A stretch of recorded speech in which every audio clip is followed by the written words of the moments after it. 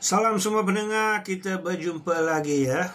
Baik, pada posting saya sebelum ini, saya sudah terangkan ya, definisi atau maksud aliran tunai dan juga definisi pengurusan aliran tunai.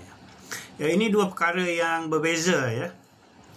Okey, pada posting saya kali ini pula, izinkan saya untuk menerangkan secara am tentang strategi-strategi atau langkah-langkah yang perlu diambil dalam pengurusan aliran tunai perniagaan anda.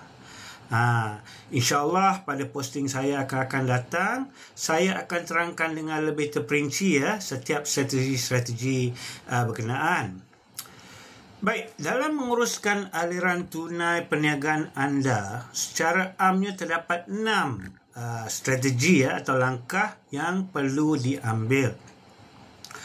Strategi nombor 1 ialah anda harus sentiasa cari jalan untuk mempercepatkan aliran tunai masuk atau duit masuk ke dalam perniagaan anda.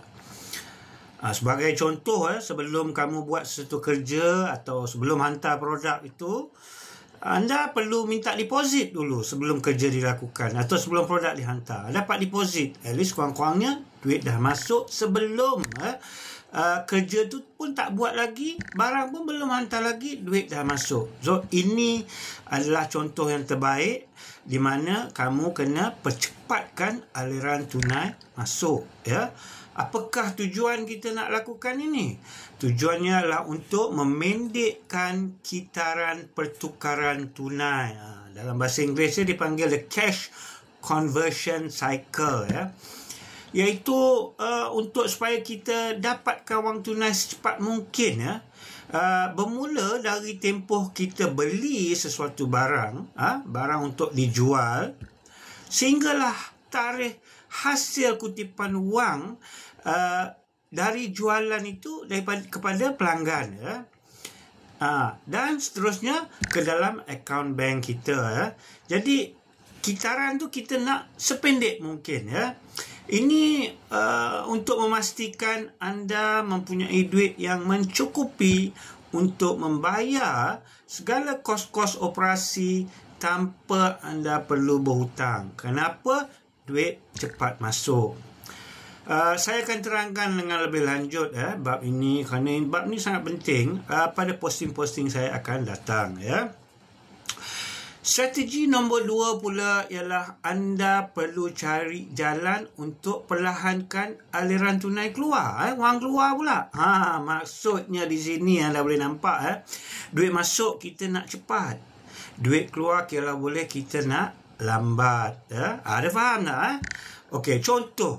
Katalah bil handphone tuan-tuan dan puan-puan pada tarikh 15 hari bulan setiap bulan ya. Janganlah 1 hari bulan dah pergi bayar bil. Bayar pada 14 atau paling lewat 15 hari bulan, kamu langsaikan bil handphone kamu. Tapi ingat janganlah sampai 16 hari bulan pun tak bayar-bayar lagi. Itu tak betul. Nanti line telefon kena potong, kena denda dengan syarikat telefon, itu dah jadi satu kerugian pula ya. Ini pula akan juga merosakkan nama baik tuan dan kredibiliti syarikat tuan-puan ya. Okey. Jadi kamu kenalah ada satu sistem di mana nak tentukan tarikh bayaran semua bil-bil, kos-kos yang berkaitan dengan perniagaan kamu.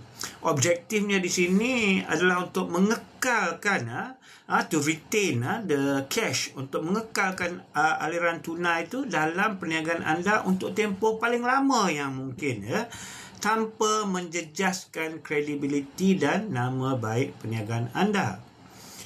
Baik, strategi nombor 3 pula ialah untuk mengekalkan reserve atau wang simpanan tunai yang secukupnya ya. Pada yang belum buat simpanan, saya tahu ramai antara usahawan kita ni simpanan 1,000 pun tak ada. Jadi yang mana belum ada buat simpanan, untuk waktu kecemasan, baik mula simpan dari sekarang ya. Sikit-sikit pun tak apa, lama-lama jadi bukit ya kan.